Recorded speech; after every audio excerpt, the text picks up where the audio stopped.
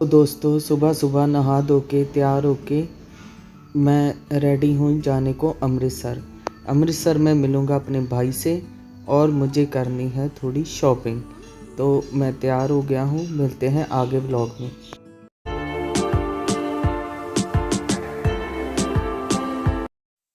मैं सुबह 8 बजे के करीब ही घर से निकल गया था। तो सुबह बहुत ही ज़्यादा खूबसूरत थी मेरे गांव की। सो मैं चल के ही जा रहा था क्योंकि मुझे बस पकड़नी थी, पर मैं इस नज़ारे को देखता ही रह गया। इतनी सुंदर सुबह। और जैसे ही मैं चल के पहुंचा बस स्टैंड तो बस लगी पड़ी थी। सो मैं वैसे ही बस में बैठ गया और टाइम पास करने के लिए मैं सुनने लगा म्यूजिक, क्योंकि बस अभी थोड़ी देर में ही चलने वाली है।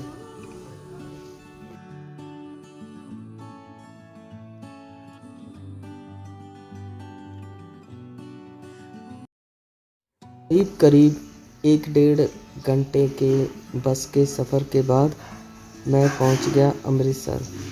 अमृतसर पहुंचते ही मुझे पहले उतरना था बस स्टैंड, और बस स्टैंड उतरने के बाद मैं सीधा जाऊंगा रेलवे स्टेशन।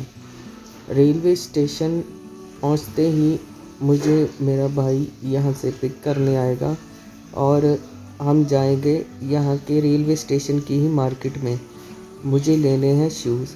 पर अमृतसर का जो सुबह थी वो भी दिल को छू जाने वाली थी। बच्चे स्कूल जा रहे थे, लोग अपने अपने काम धंधे पर निकल रहे थे, और ये सुबह तो देखने ही वाली थी। थोड़ी देर में ही मुझे मेरा भाई लेने आ गया, और जैसे ही हम जा रहे थे तो आर्मी कैंट वाली साइड ये बहुत ही बड़ा तिरंगा लगा हुआ था, जिसे देखते ही बनता था।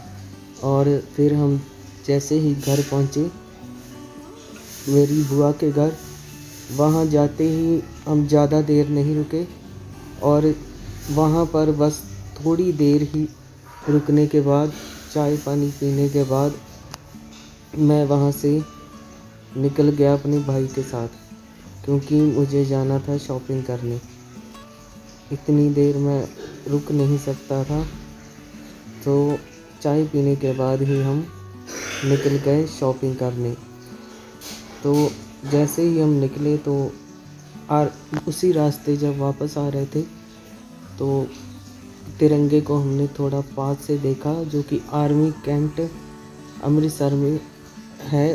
उसके बाद हम सीधा गए जूते खरीदने। ये जूते मुझे पसंद आ गए थे, पर इनका साइज़ मुझे नहीं आया। फिर थोड़ी देर में मैं घर पहुंच गया, और मैंने जूते कोई और ही पसंद किए फिर, क्योंकि उसका साइज़ मुझे नहीं आया था।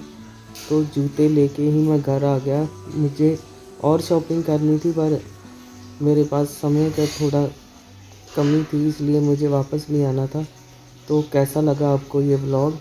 लाइक और कमेंट करके ज़रूर बताना, और सब्सक्राइब ज़रूर करना।